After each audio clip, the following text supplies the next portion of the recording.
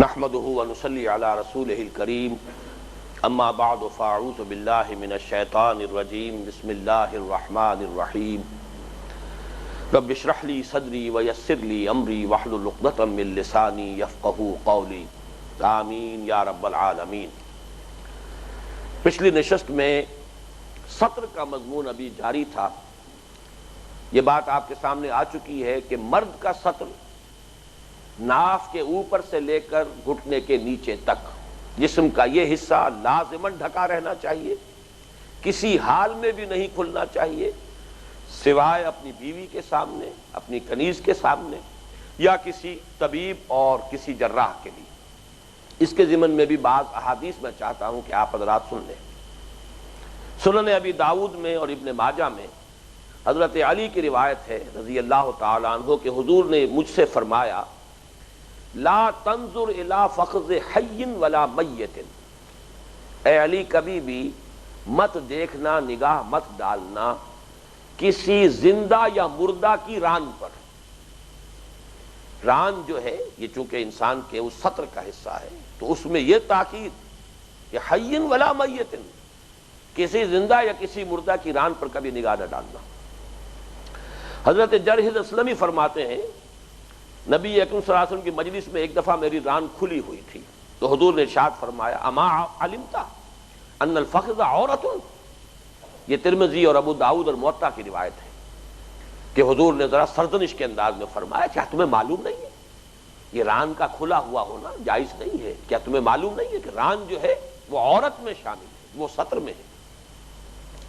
حضرت علی کی ایک اور روایت ہے سنن ابی داؤد سے اور سنن ابن ماجہ سے، حضرت علی فرماتے ہیں کہ حضور نے ارشاد فرمایا لا تبرز او لا تکشف فخذک، علی کبھی بھی مت کھولنا اپنی ران کو، یعنی یہ عام حالات میں، جیسا کہ میں نے عرض کیا ہے سطر کا معاملہ مستثنیٰ کون ہوگی؟ بیوی ہے، کنیز ہے، یا کسی وقت ضرورت کے وقت طبیب اور جراح جو ہے اس کا معاملہ ہے، باقی یہ کہ کبھی اپنی ران کو مت کھولنا۔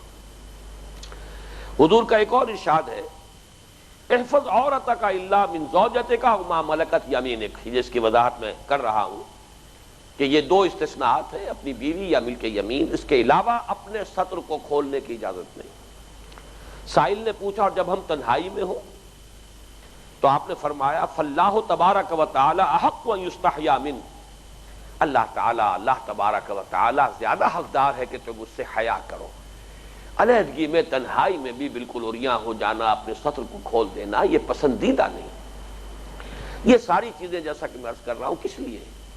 یہ ایک خاص ذہنیت، ایک خاص مزاج، ایک خاص انداز ہے انسان کے سوچنے کا جو اس سے وجود میں آتا ہے، اور اس سے در حقیقت دور دور تک وہ سد باب ہوتا ہے جنسی انارکی کا، جنسی بہراروی کا، شرم اور حیا کے یہ تصورات جو ہیں والحیاء من الایمان شعبۃ من الایمان، اس پر اس قدر تاکید ہے جو کی گئی۔ اچھا، عورت کا سطر جو مرد کے لیے ہے وہ کیا ہے؟ اس کو بھی دو حدیثوں کے حوالے سے آپ سن لیجئے۔ ایک حدیث تو حضرت عائشہ کی دوپٹے کے بارے میں پہلے آ چکی ہے، لیکن یہ پہلے سطر کی بات سن لیجئے۔ حضرت عائشہ کی روایت ہے کہ ان کی بہن حضرت اسماء بنت ابی بکر رضی اللہ تعالی عنہما رسول اللہ صلی اللہ علیہ وسلم کے سامنے آئیں اور وہ باریک کپڑے پہنے ہوئی تھیں۔ حضور نے فوراً منہ پھیر دیا اور فرمایا یا اسماء ان المرأة اذا بلغت المحیض لم یصلح لها ان یرا منها الا هذا وهذا واشار الى وجهه وکفیه، یہ بھی سنن ابی داؤد کی روایت ہے۔ اے اسماء دیکھو، جب عورت یعنی جب جوان ہو جائے، جب اسے حیض آنا شروع ہو جائے، اس کے بعد جائز نہیں ہے کہ اس کے جسم کا کوئی حصہ نظر آئے سوائے آپ نے اشارہ کیا اپنے چہرے کی طرف اور اپنے دونوں ہاتھوں کی طرف، بس یہ پیروں کا ذکر اس وقت نہیں ہوا ہے، لیکن یہ کہ وہ بھی بہرحال سطر سے باہر ہے۔ چہرے کی ٹکیا اور یہ کلائی سے نیچے کا ہاتھ اور ٹخنے کے نیچے سے پاؤں، یہ تین اجزاء ہیں جسم کے عورت، جو عورت کا سطر ہے مرد کے لیے، وہ بیٹا ہو، وہ بھائی ہو، وہ باپ ہو، وہ چچا ہو، وہ دادا ہو، وہ نانا ہو، کسے باشد محرم، وہ پوری فہرست بعد میں آ جائے گی۔ ایک اور روایت ہے حضرت عائشہ سے کہ ان کے ہاں ان کے اخیافی بھائی عبداللہ ابن طفیل کی صاحبزادی آئی ہوئی تھی۔ رسول اللہ صلی اللہ علیہ وسلم گھر میں تشریف لائے تو انہیں دیکھ کر منہ پھیر لیا۔ حضرت عائشہ نے عرض کیا یا رسول اللہ یہ میری بھتیجی ہے، یعنی اس سے آپ کا حجاب نہیں ہے۔ آپ نے فرمایا اذا عرقت المرأة لم يحل لها ان تظهر الا وجهها والا ما دون هذا وقبض علی ذراع نفسہ وترک بین قبضتین، وہی مضمون ہے بین الکف مثل قبضتہ آخر، کہ حضور نے وہی بات فرمائی کہ جب کوئی لڑکی جوان ہو جائے تو پھر اس کے بعد اس کے جسم کے ان تین حصوں کے سوا کوئی اور حصہ نظر نہیں آنا چاہیے۔ یہ ہے سطر کا تصور، لیکن اس پر ایک اضافہ ہے۔ اب ظاہر بات ہے کہ ایک عورت نے کرتا پہنا ہوا ہے، ظاہر بات ہے جسم ڈھک گیا، شلوار پہنی ہوئی ہے، اس باقی جسم بھی ڈھکا ہوا ہے، لیکن یہ کہ ابھی اس کے نسوانی حسن کا ایک اہم حصہ ہے اور وہ اس کا سینہ ہے، اس کے لیے اضافی ہے حکم جو دیا گیا دوپٹے کا۔ چنانچہ جو ہم یہ آیت پڑھ رہے تھے اس میں جو فرمایا وَلْيَضْرِبْنَ بِخُمُرِهِنَّ عَلَى جُيُوبِهِنَّ، چاہیے کہ وہ اپنے گریبانوں پر اپنی اوڑھنیوں کے بکل مار لیا کرے۔ گویا کہ اسلامی معاشرت میں عورت کے لباس کا کرتے یا قمیص اور شلوار کے علاوہ ایک تیسرا لازمی جز جو ہے وہ دوپٹہ ہے۔ اس دوپٹے کے بارے میں ایک حدیث میں پہلے آپ کو سنا چکا ہوں، پھر دوبارہ سنا رہا ہوں۔ حضرت عائشہ فرماتی ہے کہ جب سورہ نور نازل ہوئی تو رسول اللہ صلی اللہ علیہ وسلم سے اس کو سن کر لوگ اپنے گھروں کی طرف پلٹے اور جا کر انہوں نے اپنی بیویوں، بیٹیوں، بہنوں کو اس کی آیات سنائی۔ انصار کی عورتوں میں سے کوئی ایسی نہ تھی جو آیت وَلْيَضْرِبْنَ بِخُمُرِهِنَّ عَلَى جُيُوبِهِنَّ کے الفاظ سن کر اپنی جگہ بیٹھی رہ گئی ہو۔ ہر ایک اٹھی اور کسی نے اپنا کمر پٹا کھول کر، کسی نے چادر اٹھا کر فوراً اس کا دوپٹہ بنایا اور اوڑھ لیا۔ ایک تو اس حدیث سے یہ ہمارے سامنے نقشہ آتا ہے کہ صحابہ کرام میں تعمیل کا جذبہ کتنا تھا، صحابہ میں بھی صحابیات میں بھی۔ حکم آ گیا بس، اب اس کے بعد کوئی چون چرا، کوئی سوال، کوئی جرح، کچھ نہیں، حکم آ گیا۔ وہ جیسا کہ میں نے آپ کو بتایا تھا ان کا ایک رواج تھا کہ کمر پر باندھے رکھتی تھی کوئی کپڑا تاکہ کمر کسی رہے گھر کے کام کاج میں، چونکہ عام طور پہ کپڑے ڈھیلے ہوتے تھے، کرتا پہنا ہوا ہے ڈھیلا ہے تو وہ رکاوٹ نہ بنے، تو کمر پٹا ان کا جو ہے لباس کا، ان کا جو معمول تھا، جو ان کا رواج تھا اس میں شامل تھا۔ کسی نے اپنا وہ کمر پٹا کھولا اور اسے دوپٹہ بنا کر اوڑھ لیا، کسی نے چادر لی اور اس سے اپنا دوپٹہ بنایا۔ چادر بڑی ہوتی تھی، چادر تو جلباب ہے جس کو پہن کر باہر نکلنا ہے۔ اب اگر کوئی اور نہیں تھا تو اس نے اپنی چادر کو پھاڑا اور اس میں سے دوپٹہ بنایا۔ دوپٹہ چھوٹی شے ہوتی ہے، چادر کی طرح پورے جسم کو لپیٹنا مقصود نہیں ہے، سر پر اور اس طرح آئے کہ گردن اور گریبان اور یہ کہ سینے کے اوپر اس کا ایک بکل لگا ہوا ہو۔ تو یہ جو ہم نے اپنی آنکھوں سے دیکھا ہے اپنے بچپن میں، بچیوں کو، چھوٹی بچیوں کو بھی بڑی بوڑھی خواتین جو ہے وہ ڈانٹتی رہتی تھی، دوپٹہ ٹھیک طرح لو، سر پر صحیح رکھو، اس کا بکل صحیح طور پر مارو۔ یہ ہماری وہ تہذیب تھی، ہمارا تمدن تھا، اس کی یہ بنیادیں ہیں۔ ایسے نہیں ہے کہ وہ محض رواج کے طور پر یہ چیزیں وجود میں آ گئی، بلکہ یہ تعامل ہے تواتر کے ساتھ، جو چیزیں کہ جن کی بنا پر ہماری تہذیب نے خاص رخ اختیار کیا ان میں چیزیں شامل ہیں۔ اس سے بھی اہم بات ہے ایک اور حدیث میں جو سنن ابی داؤد کی ہے، حضرت دحیہ کلبی کہتے ہیں رضی اللہ تعالی عنہ، یہ وہ صحابی ہیں کہ جو بہت ہی خوبصورت تھے اور انہی کی شکل میں، بالعموم انہی کی صورت میں حضرت جبرائیل جب بھی انسانی شکل میں آتے تھے حضور کی خدمت میں تو حضرت دحیہ کلبی کی شکل میں آتے تھے۔ وہ فرماتے ہیں کہ نبی صلی اللہ علیہ وسلم کے پاس مصر کی بنی ہوئی باریک ململ کی کوئی کپڑا آیا، آپ نے اس میں سے ایک ٹکڑا مجھے دیا اور فرمایا ایک حصہ پھاڑ کر اپنا کرتا بنا لو اور ایک حصہ اپنی بیوی کو دوپٹہ بنانے کے لیے دے دو، مگر ان سے کہہ دینا کہ تجعل تحتہ ثوبا لا یصفھا، اس کے نیچے ایک اور کپڑا لگا لے تاکہ ان کے جسم کی ساخت اندر سے جھانکے نہیں۔ یعنی چونکہ باریک ململ تھی، اب یہ ذرا نوٹ کیجئے، باریک ململ کے دوپٹے سے وہ مقصد حاصل نہیں ہوتا، اس لیے کہ یہ سطر کا اضافی معاملہ ہے۔ وہ سطر جو ہے ظاہر بات ہے کہ عورت کرتا پہنے گی تو دبیز کپڑے کا پہنے گی تاکہ اس کا جسم اس میں سے چھلکے نہیں، لیکن یہ کہ اسی طریقے سے جو اضافی شے ہے، یعنی عورت کے لباس کا تیسرا لازمی حصہ جو گھر کے اندر بھی اسے اپنے استعمال کرنا ہے، وہ شلوار قمیص کے بعد دوپٹہ اضافی طور پر لازم ہے۔ اس میں حضور ہدایت دے رہے ہیں کہ وہ بھی اتنا باریک نہ ہو کہ جسم اس میں سے چھلکے، گردن کا جو ہے انسان کا حصہ جو ہے اس میں سے چھلک رہا ہو، نظر آ رہا ہو۔ اور جیسا کہ میں اس سے پہلے عرض کر چکا ہوں، بار بار کہنے کی بات نہیں ہے، اللہ تعالیٰ نے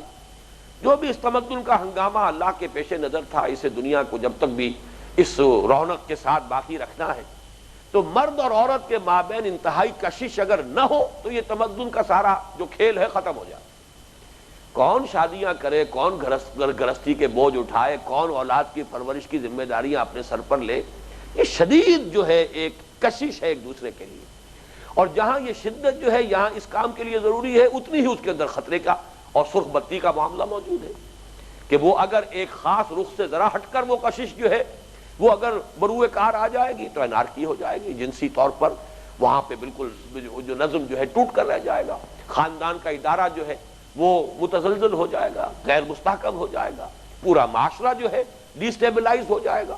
اس اعتبار سے یہ تمام چیزیں جو ہے تدریجاً سامنے آ رہی ہیں. حضور نے فرمایا یہ ململ کا جو کپڑا ہے یہ اپنی بیوی کو دے دو، یہ ٹکڑا تم اس میں سے اپنے لیے کرتا بنا لو. مرد کا جو ہے سطر جو ہے ظاہر بات ہے کہ وہ تو شلوار نیچے پہنی ہوئی ہے یا ازار ہے، تو اصل سطر جو ہے مرد کا وہ تو ناف کے اوپر سے لے کر اور گھٹنے کے نیچے تک ہے، وہ تو چھپا ہوا ہے. تو کرتا اگر باریک مرد پہن لے کوئی حرج نہیں، لیکن عورت کو کرتا بھی دبیس پہننا ہے، اس لیے کہ ایک اور حدیث میں آیا ہے کہ حضور نے لعنت فرمائی، لعنا القاسیات العاریات، جو کپڑے پہن کر بھی ننگی رہتی ہیں. یعنی اگر کپڑے ان کے اتنے باریک ہیں کہ اس میں سے جسم چھلک رہا ہے تو وہ در حقیقت کپڑے نہیں پہنے ہوئے انہوں نے، بلکہ وہ تو القاسیات العاریات ہیں، کپڑے پہن کر بھی ننگی رہنے والی ہیں. لیکن اس وقت جو میں خاص طور پہ آپ کو توجہ دلا رہا ہوں وہ یہ کہ نہ صرف کرتے کے لیے بلکہ اس دوپٹے کے لیے بھی آپ نے فرمایا کہ یہ چونکہ باریک ململ کا ہے کپڑا تو اپنی بیوی سے کہہ دینا اس کا دوپٹہ بنائیں، لیکن اس کے نیچے کوئی کپڑا استر لگا لے، تاکہ یہ کہ لا یصفھا، تاکہ یہ کہ اس میں سے اس کے جسم کا جو بھی نشیب و فراز ہے، جو بھی محاسن ہے وہ ظاہر نہ ہو. یہ معاملہ ہوا عورت کے لباس کی اضافی شے یعنی دوپٹہ، اور دوپٹے کے بارے میں یہ ہدایت کہ وہ بھی باریک نہ ہو. اب آگے چلیے اس طویل آیت میں جو میں نے پچھلے نشست میں پڑھی تھی اور اب دوبارہ پڑھوں گا، اس میں پردے کے تکمیلی حکم جو ہے وہ دے دیے گئے. اس لیے کہ یہ آیت اس سے پہلے آ چکی ہے سورہ احزاب میں کہ کن کن مردوں کا گھر میں آنا جانا جو ہے جب حضرت حضور کے ازواج مطہرات کے بارے میں فرمایا گیا تو کوئی نہیں، باپ ان کے آ جائیں، بھائی آ جائیں، وہ سارے جو بھی فہرست وہاں آئی تھی وہ مختصر تھی. یہاں پر اب وہ محرموں کی فہرست مکمل دی گئی ہے. اس میں سب سے پہلے توجہ دلاؤں گا اگر اس سے باہر بھی کوئی محرم ہے تو پھر یہ کہ یہ فہرست جو ہے یہ پھر ہمیں سوچنا پڑے گا کہ اللہ تعالیٰ نے پھر یہ کاہے کو اتنی جو ہے ایکسرسائز ان فیوٹیلیٹی کا لفظ استعمال کرنے پر مجبور ہوں کہ یہ اتنی فہرست کیوں دی ہے. معلوم ہوا کہ یہ فہرست جو ہے حتمی ہے اور یقینی ہے، اس سے باہر لازماً وہ نامحرم شمار ہوں گے. کہیں کہیں معاملہ آئے گا وہ میں بعد میں تفصیل سے عرض کر دوں گا، لیکن سب سے پہلے یہ جو میں نے آیت پڑھی تھی پھر تو پڑھی وَلَا يُبْدِينَ زِينَتَهُنَّ إِلَّا لِبُعُولَتِهِنَّ أَوْ آبَائِهِنَّ أَوْ آبَاءِ بُعُولَتِهِنَّ أَوْ أَبْنَائِهِنَّ أَوْ أَبْنَاءِ بُعُولَتِهِنَّ أَوْ إِخْوَانِهِنَّ أَوْ بَنِي إِخْوَانِهِنَّ أَوْ بَنِي أَخَوَاتِهِنَّ أَوْ نِسَائِهِنَّ أَوْ مَا مَلَكَتْ أَيْمَانُهُنَّ أَوِ التَّابِعِينَ غَيْرِ أُولِي الْإِرْبَةِ مِنَ الرِّجَالِ أَوِ الطِّفْلِ الَّذِينَ لَمْ يَظْهَرُوا عَلَى عَوْرَاتِ النِّسَاءِ. یہ اتنی طویل آیت اتنی گردان ان رشتوں کی دینے کی ضرورت کیا تھی؟ جو شخص قرآن پر ایمان رکھتا ہو کہ یہ اللہ کا کلام ہے اور جسے یقین ہو کہ اللہ تعالیٰ کے ہاں لفاظی نہیں ہے، نہ کوئی ضروری چیز چھوٹ گئی ہے کسی نسیان کی وجہ سے، نہ کوئی غیر ضروری چیز اس کلام میں شامل ہوئی ہے. یہ دونوں نقائص جو ہے وہ انسانی کلام کے تو ہوتے ہیں. بس اوقات مجھے محسوس ہوتا ہے کہ میں فلاں بات بیان کرتے ہوئے وہ فلاں بات رہ گئی، بھول گیا، اگلے درس میں جا کے میں اس کی کوئی تلافی کروں گا. انسانی کلام میں تو لازماً ہوگا، کبھی کوئی ضروری بات رہ جائے گی اور کبھی بلا ضرورت بھی کوئی بات زبان پر آ جائے گی. لیکن یہ کلام الہی ہے، اس میں نہ کوئی بلا ضرورت شے آئی ہے نہ کوئی ضروری شے اس سے باہر رہ گئی. اسی کو کہتے ہیں منطق میں جامع اور مانع. یہ دو صفات، جامع ہے کہ تمام ضروری چیزیں اس میں موجود ہیں، مانع ہے کہ کوئی غیر ضروری چیز اس میں نہیں آ سکتی، داخل نہیں ہو سکتی. تو یہ کلام جو ہے کلام الہی ہے، اس میں یہ رشتے جو دیے گئے. اب اس میں نوٹ کیجئے اصل الاصول جو نظر آئے گا اس میں وہ کیا ہے، یہ حکمت جان لیجئے. اصل الاصول یہ ہے محرم وہ مرد ہیں جن سے کسی عورت کا کسی حال میں نکاح نہیں ہو سکتا. ایک تو عورت کسی کے نکاح میں ہے تو کسی اور سے نکاح ہو ہی نہیں سکتا، یہ تو الگ معاملہ ہے. لیکن فرض کیجئے اس کا شوہر فوت ہو جائے یا اس کا شوہر اسے طلاق دے دے، اب بھی نہ ہو سکے نکاح، جن کو ہم کہیں گے کہ وہ حرام ہے ابدی، وہ جو رشتے کہ جن میں نکاح کا رشتہ قائم ہونا ابداً حرام ہے، اصل میں نفسیاتی اعتبار سے غور کریں گے تو وہی در حقیقت معاشرتی طور پر اور سوچ کے اندر، انسان کے نقطہ نظر کے اندر ایسی چیز راسخ ہو جاتی ہے کہ بہن کے بارے میں کبھی خیال نہیں آئے گا بھائی کو. ویسے یہ کہ قرآن اس میں بھی احتیاط کا حکم دے رہا ہے، لیکن پھر بھی چونکہ وہاں نکاح کا کوئی امکان ہی نہیں، لہذا کوئی بہت ہی بدطینت انسان ہوگا کہ جس کا ذہن ادھر جائے، ورنہ بہن کے بارے میں یہ خیال نہیں آئے گا. اسی طریقے سے جہاں نکاح ہو ہی نہیں سکتا، کوئی امکان ہی نہیں، وہاں ذہن جو ہے ادھر جاتا نہیں ہے. اس اعتبار سے ان کے بارے میں آزادی برتی گئی ہے کہ عورت کھلے چہرے کے ساتھ، بلکہ یہ کہ زیور پہنا ہوا ہو، کوئی اس نے اگر فرض کیجئے بناؤ سنگھار بھی کیا ہوا ہو تو بناؤ سنگھار کے ساتھ، زیور کے ساتھ وہ اپنے ان رشتہ داروں کے سامنے آ سکتی ہے، اپنی زینت کا اظہار کر سکتی ہے اپنے ان رشتہ داروں کے سامنے. اور یہ رشتہ دار کون ہیں؟ اصل الاصول جن سے کسی حال میں بھی نکاح نہیں ہو سکتا. چنانچہ وہ کون ہے؟ بعولت ہنہ تو خیر شوہر ہیں، وہ تو ہر حال میں وہ ان کے محرم ہی ہیں، بلکہ سب سے بڑھ کر محرم ہے، ان کے لیے نہ کوئی سطر ہے نہ کوئی معاملہ ہے. اب اس کے بعد چلیے او آبائے ہنہ، اپنے آبا. آبا میں دادا بھی شامل ہو جائے گا، نانا بھی شامل ہو جائے گا، یہ آبا میں شامل ہے، یہ ان کے تابع ہیں. او آبائے بعولت ہنہ، یا اپنے شوہروں کے آبا. شوہروں کے آبا میں بھی شوہر کا باپ، شوہر کا دادا، یہ شوہر کا نانا، یہ بھی محرمات ابدیہ میں سے. او ابنائے ہنہ، یا اپنے بیٹے، اور اپنے بیٹوں میں اپنے بیٹے، اپنے پوتے، یہ سب کے سب جو بھی ایک لائن ہے وہ ابنا کے حکم میں آئیں گے. او ابنائے بعولت ہنہ، یا اپنے شوہروں کے بیٹے، اپنے شوہروں کے پوتے. ہو سکتا ہے کہ آپ جس عورت کا آج نکاح ہے کسی اور شوہر سے پہلے نکاح تھا اور اب کسی اور کے نکاح میں ہے، وہ شوہر سابق فوت ہو چکا، اس کے بیٹے بھی وہ ہمیشہ کے لیے اس کے لیے حرام ہے کہ ان سے نکاح نہیں ہو سکتا، لہذا وہ بھی محرم ہے. او اخوان ہنہ، یا اپنے بھائی. اب نوٹ کیجئے، شوہر کے بھائی نہیں، اپنے بھائی. شوہر کا بھائی جس کا نام دیور ہے، اس کے بارے میں تو حدیث میں الفاظ آئے ہیں کہ ہم وہ موت، وہ تو موت کے درجے میں. اور اس کو مولانا اشرف علی تھانوی صاحب نے بالکل صحیح لکھا ہے کہ صرف دیور نہیں، دیور کے اس اعتبار سے شوہر کے ان لاز کے جتنے رشتے، شوہر کا چچا وہ محرم نہیں ہے، شوہر کا بھتیجا محرم نہیں ہے، اپنا چچا، اپنا بھتیجا یہ محرم ہے. آپ نے فرمایا او اخوان ہنہ او بنی اخوان ہنہ، یا اپنے بھائی یا اپنے بھائیوں کے اپنے بھائیوں کے بیٹے. او بنی اخوات ہنہ، یا اپنے بھانجے، اپنی بہنوں کے بیٹے. یہ ہے وہ رشتے کہ جن کے ساتھ کسی صورت میں کبھی عورت کا نکاح نہیں ہو سکتا، لہذا ان کے سامنے عورت کھلے چہرے کے ساتھ، اور جس کو آج کل میک اپ کہا جاتا ہے وہ بھی احادیث میں آیا ہے، عورتوں کو بناؤ سنگھار کا حکم دیا گیا ہے، کوئی بری بات نہیں ہے. ان کے اندر جو ہے نسوانی حسن کو پرکشش بنائیں تاکہ شوہروں کی طبیعتیں ان کی طرف مائل ہوں، ان کے لیے وہ کشش پیدا ہو جائے، یہ مطلوب ہے، پسندیدہ ہے. گھریلو زندگی کے اندر یہ چیزیں جو ہے وہ کسی درجے میں بھی ناپسندیدہ نہیں ہے. اگرچہ بعض احادیث میں حضور نے بڑی دعا دی ہے ان خواتین کو، ملگجے گالوں والی خواتین جو گھر کے کام کاج میں لگی ہوئی ہیں، میلی کچیلی ہیں گھر کے کام کاج کی وجہ سے، وہ دوسری بات ہے. لیکن یہ کہ شوہر کے گھر آنے کا وقت ہو جائے تو اس وقت وہ کوئی اپنے آپ کو درست کرے اور بناؤ سنگھار جو ہے یہ فطری چیزیں جو ہونی چاہیے. لیکن اپنے اس بناؤ سنگھار کے ساتھ، اپنے زیورات کے ساتھ،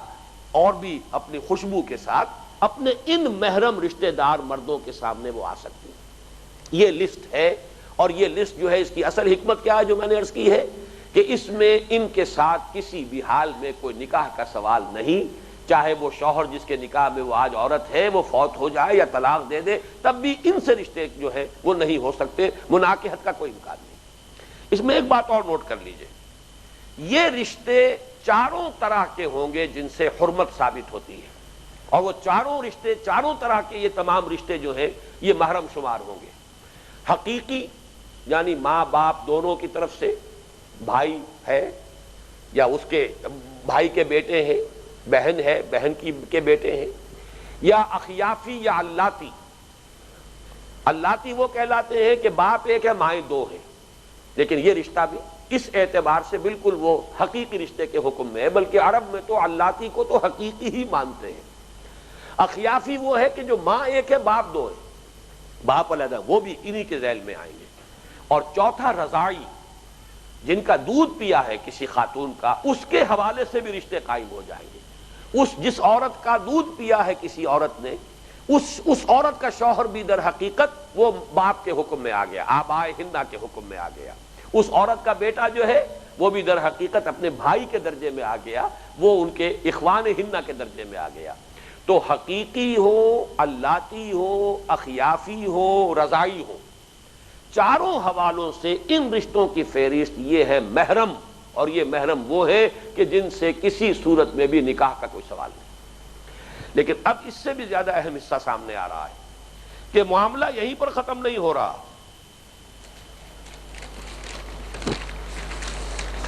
آج تو میں خاصی تیاری کر کے آیا ہوا ہوں، لیکن یہ کاغذات وغیرہ جو ہیں آگے پیچھے ہو کر گڑبڑ کر رہے ہیں میرے لیے۔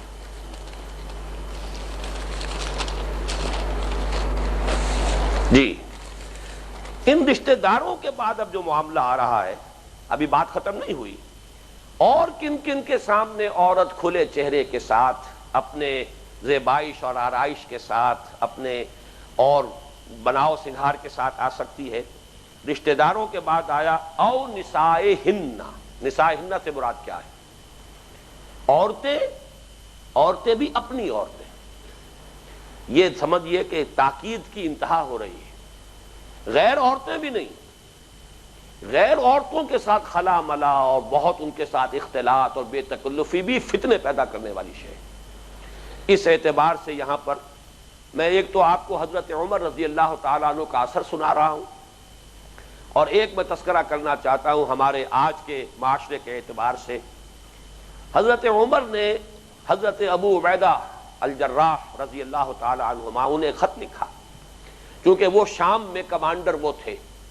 وہاں پر جو بھی فتوحات ہو رہی تھی وہیں پر حضرت ابو عبیدہ حضرت خالد جراح رضی اللہ تعالی عنہ کو جب معزول کیا گیا، اس کے بعد وہی کمانڈر تھے، وہی وہاں کے گویا کے حاکم تھے۔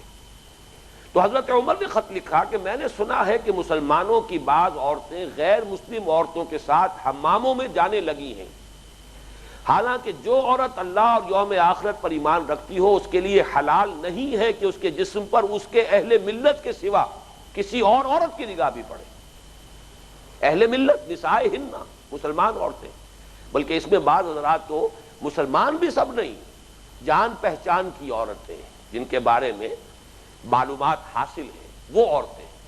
ورنہ مسلمان عورتیں جو ہیں وہ بھی نہ معلوم کس کس طرح کے جو ہے پیام رسانیاں کر سکتی ہیں اور فتنے اٹھا سکتی ہیں،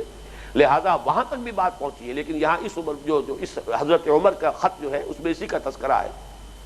یہ خط جب حضرت ابو عبیدہ رضی اللہ تعالیٰ عنہ کو ملا تو وہ ایک دم گھبرا کر کھڑے ہو گئے اور کہنے لگے، خدایا جو مسلمان عورت محض گوری ہونے کے لیے ان حماموں میں جائے اس کا منہ آخرت میں کالا ہو جائے۔ یہ بیہقی میں بھی ہے روایت موجود، ابن جریر میں بھی، ابن کثیر میں بھی۔ میں خاص طور پر آج کے حال کے حوالے سے تذکرہ کرنا چاہتا ہوں، آج کے ماحول کے اعتبار سے، کیونکہ پاکستان میں جو طبقہ اس وقت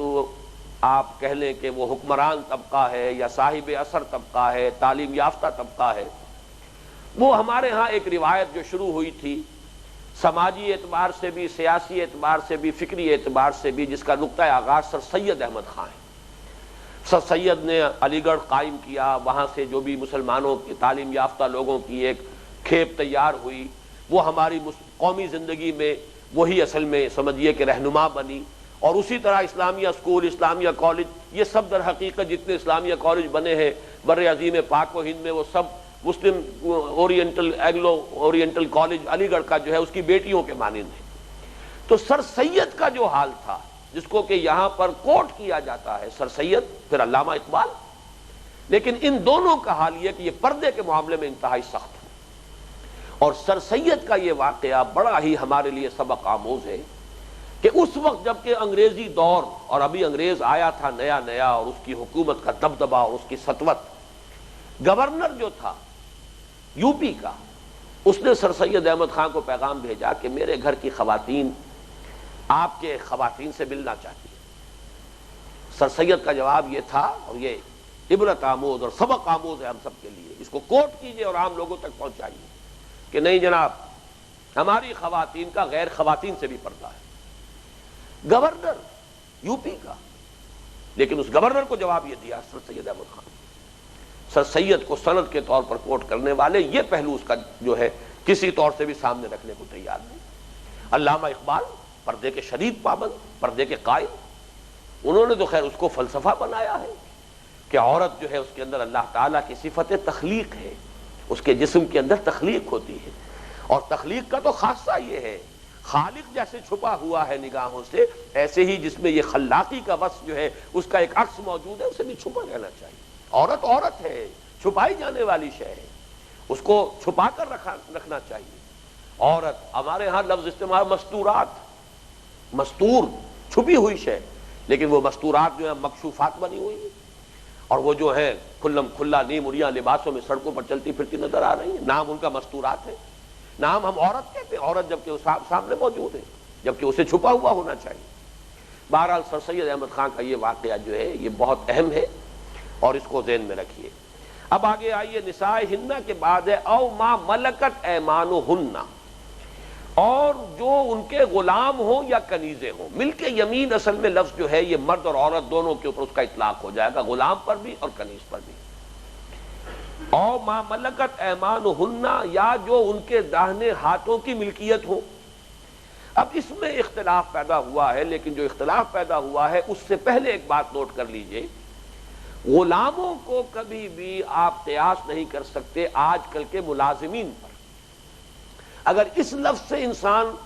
کوئی جواز پیدا کرتا ہے آج کل کے خانساموں اور بیروں اور ڈرائیوروں اور چوکیداروں اور ملازموں کا، تو یہ قیاس مع الفارق ہے۔ غلام وہ ہوتا تھا جو ملکیت ہوتا تھا، اور ملکیت ہونے کے حوالے سے اس کی ایک ذہنیت بنتی تھی، وہ ذہنیت کچھ نہ کچھ مشابہ تھی اسی ذہنیت کے کہ جیسے ایک شخص جو ہے بھائی اپنی بہن کے بارے میں یہ نہیں سوچ سکتا کہ میری اس سے شادی ہو سکتی ہے، لہذا اس کی جو ذہنی کیفیت، نفسیاتی جو ایٹیٹیوڈ ہے وہ اسی انداز میں بنے گا کہ یہ تو میرے لیے ہمیشہ کے لیے ابدی حرام ہے۔ اسی طریقے سے غلام کا معاملہ یہ ہوتا تھا کہ اس کے ذہن میں اس طرح کا کوئی خیال آ ہی نہیں سکتا تھا۔ لیکن آج کا جو ملازم ہے، وہ خانسامہ ہو آپ کا، وہ آپ کا بیرا ہو، وہ آپ کا شوفر ہو، وہ آپ کا چوکیدار ہو، کوئی ہو، وہ تو ملازم ہے، سیاسی سٹیٹس اس کا اور آپ کا برابر ہے، ایک ووٹ آپ کا ایک ووٹ اس کا ہے۔ آپ کی ملازمت سے فارغ ہو گیا تو برابر کا شہری ہے، برابر کی اس کی عزت نفس ہے، برابر کی حیثیت ہے، سٹیٹس میں آپ کے اس کے درمیان کوئی فرق نہیں ہے۔ یہ سارا فرق جو ہے یہ انتظامی ہے، اس وقت تک کے لیے ہے جب تک وہ آپ کی ملازمت میں، کل وہ آپ کی ملازمت کو جو ہے ٹھوکر مارے اور جائے، برابر کا آپ کا حقدار ہے، برابر کا سٹیٹس ہے۔ اس لیے آج کل کے جو ہے ملازمین، ان کے بارے میں او ما ملکت ایمانہن سے کوئی سند لینا، جواز لینا، یہ تو گویا کہ سوائے اس کے کہ ذہنیت بگڑی ہوئی ہو، نیت میں فطور ہو، اس کا کوئی جواز نہیں۔ البتہ ملک یمین کے بارے میں بھی ایک اختلاف ہے، وہ اختلاف اب نوٹ کر لیجئے۔ ایک رائے یہ ہے کہ اس سے مراد صرف لونڈیاں ہیں، اور بڑی پختہ دلیل ہے، وہ دلیل جو ہے امام ابو حنیفہ نے دی ہے، کیونکہ یہ رائے جو ہے حضرت عبداللہ ابن مسعود کی ہے رضی اللہ تعالی عنہ، وہ بھی فقہائے صحابہ میں بڑی چوٹی کا ان کا مقام ہے۔ پھر امام ابو حنیفہ، وہ تو یوں سمجھیے کہ فقہ کے چاروں اماموں میں میرے نزدیک امام اعظم ہے، اس میں کوئی شک نہیں۔ جس قدر اللہ تعالیٰ نے ایکیوٹ سینس دیا تھا انہیں قانون کا اور فلسفہ قانون کا، وہ میرے نزدیک اور کسی کے پاس نہیں ہے، بلکہ دنیا میں کہیں اور نہیں ہوگا اس درجے بصیرت۔ ان کی رائے تو یہ ہے کہ یہاں او ما ملکت ایمانہن سے مراد صرف کنیزیں ہیں، چونکہ نساء ہن آیا تھا، نساء ہن میں چونکہ مسلمان عورتیں ہو گئیں، لیکن کنیزیں ہو سکتی ہیں غیر مسلم بھی ہو۔ نساء ہن سے تو غیر مسلم عورتیں بھی نامحرم ہو گئیں، کنیز ہو سکتا ہے کوئی یہودی کنیز ہو، کوئی عیسائی کنیز ہو، کوئی اور کنیز ہو، کوئی مجوسی کنیز ہو، تو کنیزوں کا جو کہ چاہے غیر مسلم ہو، ان کا جواز یہاں پیدا کیا گیا او ما ملکت ایمانہن، جو ان کی ملک یمین ہو۔ گویا کہ نساء ہن سے اضافہ کیا گیا کہ نساء ہن میں چونکہ اطلاق صرف مسلمان عورتوں پر ہو رہا ہے، ان کی عورتیں وہ محرم ہیں، مسلمانوں کی عورتیں یا جان پہچان کی عورتیں، اس پر ایک مستضاد کیا جا رہا ہے کہ کنیز اگر ان کی ہے تو چاہے غیر مسلم ہے، چاہے اجنبیہ ہے، وہ بھی محرم میں آ جائے گی۔ لیکن بہرحال دوسری رائے بھی ہے، اور دوسری رائے اس میں حضرت عائشہ کی رائے بھی ہے، حضرت ام سلمہ کی ہے،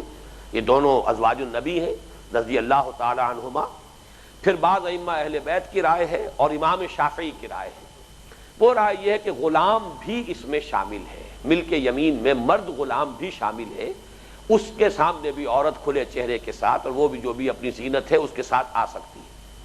اس کے لیے دو ان کے پاس حضور صلی اللہ علیہ وسلم کے واقعات ہیں، ان سے سند موجود ہے۔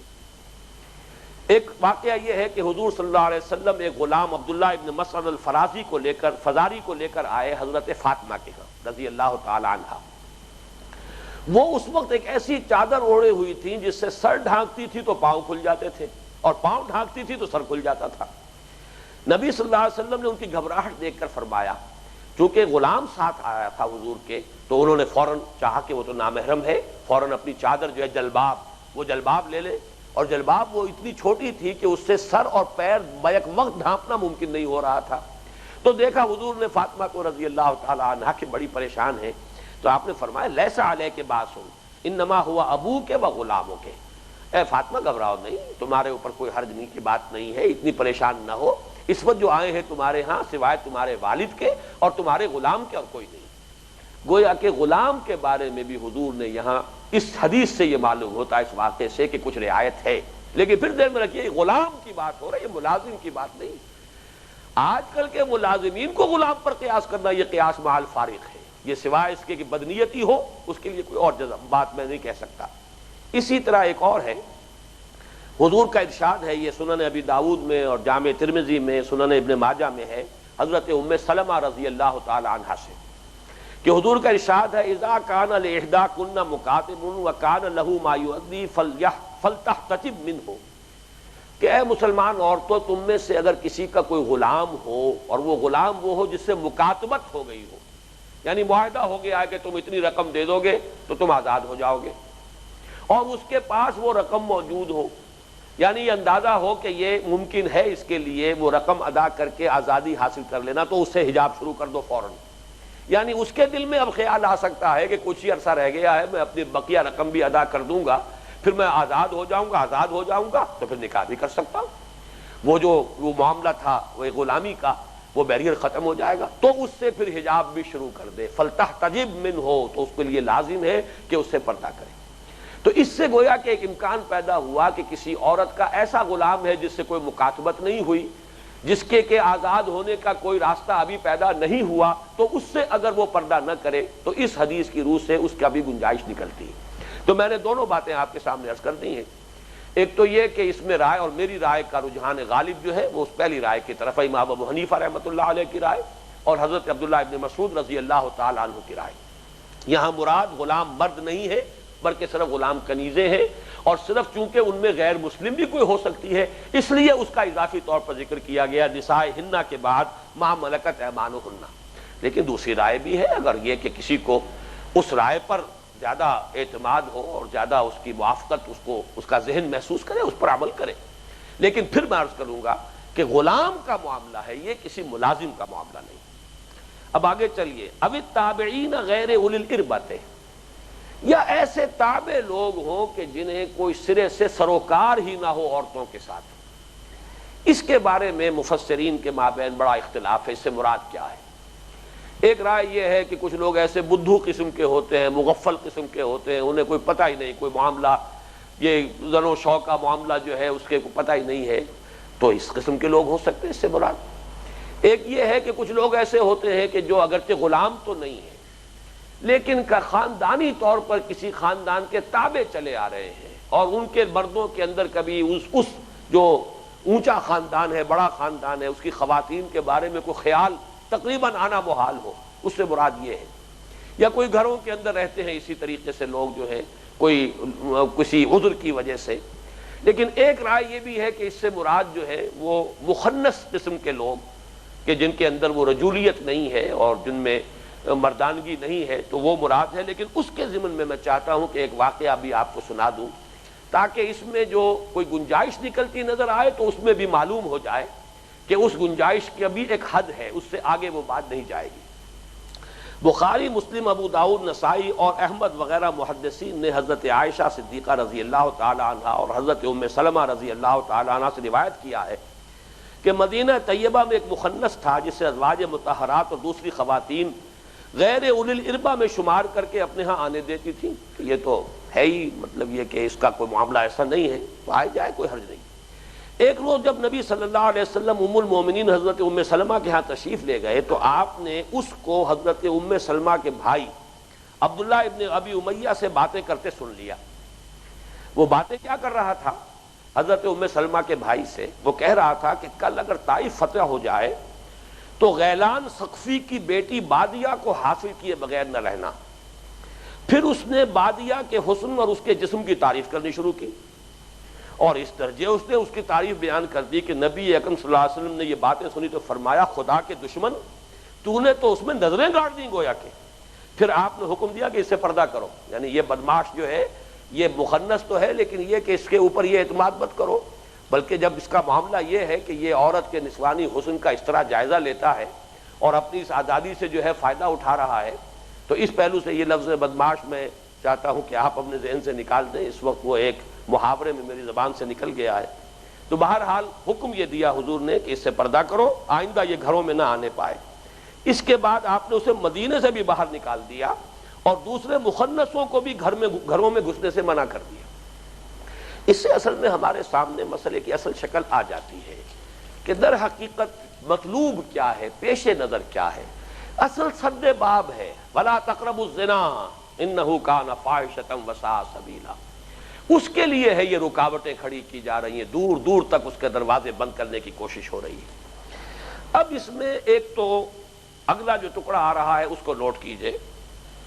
وَلَا يَضْرِبْنَ بِأَبِ الطِّفْلِ الَّذِينَ لَمْ يَظْهَرُوا عَلَىٰ عَوْرَاتِ النِّسَاءِ۔ یہ آخری مد ہے، جو محرم ہیں جن کے سامنے کوئی عورت اپنی زیبائش آرائش کے ساتھ آ سکتی ہے کھلے چہرے کے ساتھ، یعنی وہ بچے کہ جنہیں ابھی عورتوں کے مخفی معاملات کا علم ہی نہیں ہے، وہ نابالغ بچے بھی محلے کے ہوں پڑوس کے ہوں آئیں جائیں کوئی حرج نہیں ہے۔ اس کے بعد جو حکم آ رہا ہے اس کے ضمن میں بھی مجھے متعدد حدیثیں آپ کو سنانی ہے اور میں دیکھ رہا ہوں کہ وقت تیزی سے ختم ہو رہا ہے۔ وَلَا يَضْرِبْنَ بِأَرْجُلِهِنَّ لِيُعْلَمَ مَا يُخْفِينَ مِنْ زِينَتِهِنَّ، اور نہ ان کو اپنے پاؤں مار کر چلنا چاہیے کہ جان لیا جائے جو وہ چھپائے ہوئے ہیں اپنی زینت میں سے۔ پاؤں میں کوئی پازیب پہنی ہوئی ہے، کوئی اس میں کوئی گھنگرو لگے ہوئے ہیں، ایک عورت چلتی ہوئی جا رہی ہے، پاؤں مار کر چل رہی ہے، آواز ہو رہی ہے، تو چاہے اس نے سطر بھی ڈھانکا ہوا ہے، اس نے جلباب بھی لی ہوئی ہے، لیکن یہ کہ وہاں مردوں کا ذہن منتقل ہوگا کہ کوئی عورت جا رہی ہے۔ اصل سارا معاملہ فساد اس میں ہے کہ ذہن کا ادھر متوجہ ہونا، ذہن کے ساتھ انسان کے احساسات جذبات اس کی طرف متوجہ ہوتے ہیں۔ ان چیزوں کو روکنے کے لیے تو سارا بندوبست کیا جا رہا ہے۔ تو اس معاملے کی میں شرح میں چند چیزیں آپ کو اور سنا دینا چاہتا ہوں۔ اس میں نمبر ایک ہے تعطر، عطر لگا کر نکلنا باہر۔ جیسے پازیب کی جھنکار سے ذہن جائے گا کسی مرد کا کہ کوئی خاتون جا رہی ہے، عورت جا رہی ہے، کیسی جا رہی ہے، اس کا قد ہی دیکھ لیں، قد و قامت کیا ہے، سر و قامت ہے کیا ہے، باہر آ رہی ہے۔ جو بھی میں ذرا باتیں جو ہے عریاں انداز میں کر رہا ہوں تاکہ بات کھل کر سامنے آ جائے، تو ذہن کو منتقل ہونے سے روکنا ہے۔ اس معاملے میں اگر کوئی عورت خوشبو لگا کر گزری، یہ تو گویا کہ اس سے بھی کہیں بڑھ کر بات ہو گئی، اس خوشبو کی وجہ سے ذہن متوجہ ہوگا یہ کون پاس سے گزرا ہے، کون یہاں سے گیا ہے۔ اب اس کے بارے میں یہ میں چند حدیثیں آپ کو سنا رہا ہوں۔ حضرت ابو ہریرہ رضی اللہ عنہ کی روایت ہے کہ حضور نے فرمایا لا تمنعوا اماء اللہ مساجد اللہ ولکن یخرجن وہن طفلات۔ حضور نے فرمایا کیونکہ شروع میں مسجدوں میں آنے سے کی اجازت تھی، آئیں مسجدوں میں، تو فرمایا اب اللہ کی ان کنیزوں کو باندیوں کو مسجدوں میں آنے سے مت روکو، لیکن وہ آئیں کوئی عطر لگا کر نہ آئیں، خوشبو لگا کر نہ آئیں، وہ اس شکل میں آئیں۔ اگر وہ عطر لگا کر خوشبو لگا کر آئیں گی تو پھر منع ہے، تو ان کے لیے رکاوٹ ہے۔ ایک واقعہ ہے کہ ایک عورت مسجد سے نکل کر جا رہی تھی کہ حضرت ابو ہریرہ نے اس کے پاس سے گزرے۔ حضرت ابو ہریرہ، یہ جو پہلی روایت میں نے آپ کو سنائی ہے یہ ابو داؤد اور احمد کی ہے، مسند احمد اور سنن ابی داؤد رحمہم اللہ، اور یہ جو ہے جو اب سنا رہا ہوں یہ سنن ابی داؤد، سنن ابن ماجہ، مسند احمد اور سنن نسائی کی روایت ہے۔ ایک عورت مسجد سے نکل کر جا رہی تھی کہ حضرت ابو ہریرہ اس کے پاس سے گزرے، انہوں نے محسوس کیا کہ وہ خوشبو لگائے ہوئے۔ انہوں نے اسے روک کر پوچھا ہے خدائے جبار کی بندی کیا تو مسجد سے آ رہی ہے؟ اس نے کہا ہاں۔ بولے حضرت ابو ہریرہ نے فرمایا میں نے اپنے محبوب ابو القاسم صلی اللہ علیہ وسلم کو یہ فرماتے سنا ہے کہ جو عورت مسجد میں خوشبو لگا کر آئے اس کی نماز اس وقت تک قبول نہیں ہوتی جب تک وہ گھر میں جا کر غسل جنابت نہ کر لے۔ یہ غسل جنابت کا لفظ نوٹ کیجیے کہ در حقیقت اس میں ایک جنسی جذبے کی گویا کہ بیداری کا معاملہ پیدا ہوتا ہے۔ تو جیسے کہ مباشرت کے بعد غسل جنابت ہے، ایسے ہی اس قسم کے کسی عمل کے بعد بھی اس عورت پر لازم ہے کہ وہ غسل جنابت کرے۔ ابو موسیٰ اشعری فرماتے ہیں، یہ بھی ترمذی کی، ابی داؤد کی، نسائی کی روایت ہے، ابو موسیٰ اشعری رضی اللہ تعالیٰ عنہ فرماتے ہیں کہ نبی صلی اللہ علیہ وسلم نے فرمایا اذا استعطرت المرأة فمرت على القوم ليجدوا ريحها فهي كذا وكذا قال قولا شديدا۔ یہ حضور کے الفاظ ہیں، ہم نوٹ کیجئے۔ جب کوئی عورت عطر لگاتی ہے اور پھر وہ مردوں کے پاس سے گزرتی ہے کہ لوگ اس کی خوشبو جو ہے وہ پالے، تو وہ ایسی اور ایسی ہے، اور حضور نے بڑے سخت الفاظ استعمال کیے۔ اور اندازہ کیجئے راوی وہ الفاظ نقل نہیں کرنا چاہتا جو حضور نے استعمال فرمائے،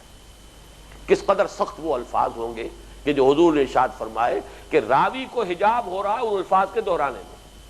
فقال کذا وکذا فہی کذا وکذا وقال قولا شدیدا، حضور نے بہت سخت الفاظ استعمال فرمائے اور کہا کہ وہ عورت ایسی ہے اور ایسی ہے۔ آپ کی ہدایت یہ تھی کہ عورتوں کو وہ خوشبو استعمال کرنی چاہیے جس کا رنگ تیز ہو اور بو ہلکی ہو۔ مثلا مہندی ہے، وہ میں رنگ ہے، اس کی آزائش، اسی لیے وہ ہماری تہذیب کا جز بن گئی۔ مردوں کے لیے وہ خوشبو جس میں خوشبو ہو، رنگ نہیں ہے، لیکن عورتوں کے لیے وہ خوشبو کہ جس کے اندر ہلکی سی کوئی اگر ہے بھی، لیکن یہ کہ وہ اتنی نہیں ہے کہ جو زیادہ عام ہو سکے، پھیل سکے، لیکن زیادہ رنگ کا معاملہ ہو سکے۔ اسی طریقے سے دیکھیے عورت کی آواز کا بھی پردہ ہے، چنانچہ سورہ احزاب کا وہ لفظ تو ہم پہلے نوٹ کر چکے، وَلْيَخْضَعْنَ مِنَ الْقَوْلِ، اپنی آواز کے اندر لوچ نہ پیدا ہونے دے۔ لیکن اس کے ساتھ ہی نوٹ کیجئے کہ نماز میں اگر امام بھول جائے تو مردوں کو حکم ہے کہ سبحان اللہ کہیں، مگر عورتوں کو ہدایت کی گئی ہے کہ اپنے ایک ہاتھ پر دوسرا ہاتھ مار کر صرف متوجہ کریں، متنبہ کریں، آواز نہیں، اس لیے کہ عورت کی آواز اس کا بھی پردہ ہے۔ چنانچہ فرمایا التسبیح للرجال والتصفیق للنساء، یہ بخاری شریف کی روایت ہے، مسلم شریف کی روایت ہے، مسند احمد کی روایت ہے، جامع ترمذی کی روایت ہے، سنن ابی داؤد کی ہے، سنن نسائی کی ہے، سنن ابن ماجہ کی۔ مرد جو ہے وہ متوجہ کرے گا، متنبہ کرے گا سبحان اللہ کہہ کر، التسبیح للرجال، اور عورت کا یہ کہ ہاتھ پر ہاتھ مار دے، بس اس سے متنبہ کر دے کہ امام نے غلطی کی ہے، لیکن اس کو سبحان اللہ بھی نہیں کہنا کہ اس کی آواز سے نمازیوں کا ذہن اس خاتون کی طرف منتقل نہ ہو جائے۔ معلوم یہ ہوا کہ یہ جو ہے وَلَا يَضْرِبْنَ بِأَرْجُلِهِنَّ لِيُعْلَمَ مَا يُخْفِينَ مِنْ زِينَتِهِنَّ، یہ در حقیقت صرف اس کے لیے نہیں کہ اگر چلتے ہوئے پاؤں مار کر چل رہی ہے عورت جس کی آواز کی وجہ سے لوگوں کا ذہن اس کی طرف منتقل ہو، بلکہ اسی پر قیاس کیجئے کہ عطر لگا کر اگر وہ یہی کام کر رہی ہے، اپنی آواز کے ذریعے سے یہی کام کر رہی ہے، تو یہ تمام چیزیں بھی ناپسندیدہ ہیں، ان سے بھی منع کر دیا گیا ہے۔ آخری الفاظ ہے وَتُوبُوا إِلَى اللَّهِ جَمِيعًا أَيُّهَا الْمُؤْمِنُونَ لَعَلَّكُمْ تُفْلِحُونَ، اور توبہ کرو اللہ کی جناب میں سب کے سب مل کر، اے اہل ایمان، تاکہ تم فلاح پاؤ۔ یہ میں نے تفصیل کے ساتھ یہ تمام احکام آپ کو اس لیے سنا دیے، اور کتنی شاید 5 ہماری نشستیں جو ہیں وہ ہو گئی ہیں انہی پر، کہ اس دور کا سب سے بڑا فتنہ، ابھی تو وہ احادیث بھی اگر میں جمع کر کے لاتا کہ حضور نے فرمایا میں نے اپنی امت پر عورت کے فتنے سے بڑا کوئی فتنہ نہیں چھوڑا ہے، اور یہ فتنۃ النساء جو ہے اس دور کا سب سے بڑا فتنہ، اور اس نے جو ہے ہمارے معاشرے کو بالکل رنگ جو ہے اس کا بدل کر رکھ دیا ہے۔ لیکن یہ کہ ایک تو عملی گمراہی جو ہے وہ ہو رہی ہے، لیکن اس سے بھی بڑھ کر جو زیادہ افسوسناک بات یہ ہے تحریف ہو رہی ہے۔ پردے کا حکم ہے ہی نہیں، یہ مولویوں کی ایجاد ہے، یہ سارا مولویوں ہی کے ذہنوں میں رہتا ہے معاملہ جنسی جو ہے، باقی تو گویا کہ باقی لوگوں کے ذہن تو بہت ہی پاک صاف، وہ بات کہ جو اللہ تعالیٰ صحابہ کرام کے لیے نہیں کہہ رہا، وہ بات کہ جو اللہ تعالیٰ ازواج مطہرات کے لیے نہیں کہہ رہا، وہ شاید آج کل کی جو بھی بیگمات ہیں اور آج کل کے جو حضرات ہیں اور اصحاب ہیں، کلچر لوگ جو ہیں، وہ شاید ان سے بہت بلند و بالا ہیں۔ معلوم یہ ہوا کہ در حقیقت ان چیزوں کو کم سے کم وہ لوگ کہ جو اللہ پر ایمان رکھتے ہوں، اللہ کے رسول پر ایمان رکھتے ہوں، جو سنت رسول کو بھی سمجھتے ہوں کہ دین کا نظام جو ہے وہ محض قرآن سے نہیں بنتا، بلکہ یہ کہ اس میں سنت رسول حضور کی جو تفصیلی ہدایت ہے اور آپ کی جو عملی تشکیل آپ نے دی ہے دین کی، وہ بھی اس کے اندر شامل ہے۔ تو ان کو تو کوئی اشتباہ نہ رہے۔ باقی یہ کہ جس کا بھی عمل، جس کے گھر میں اس کے برعکس کوئی صورت ہو رہی ہے، بڑی جرأت رندانہ کی ضرورت ہے، بڑی ہمت مردانہ کی ضرورت ہے۔ فیصلہ کر کے ڈٹ جانا آسان کام نہیں ہے۔ معاشرے کے پورے دباؤ کے خلاف چلنا، بہاؤ کے رخ کے خلاف چلنا آسان نہیں ہوتا، لیکن یہ کہ وَتُوبُوا إِلَى اللَّهِ جَمِيعًا، سب کے سب مل کر توبہ کرو اللہ کی جناب میں۔ ایھا المؤمنون، اے اہل ایمان، ایمان کے دعوے دارو، لعلکم تفلحون، تاکہ تم فلاح پاؤ۔ اللہم ربنا اجعلنا منہم، اللہم اجعلنا من عبادک المفلحین، آمین یا رب العالمین۔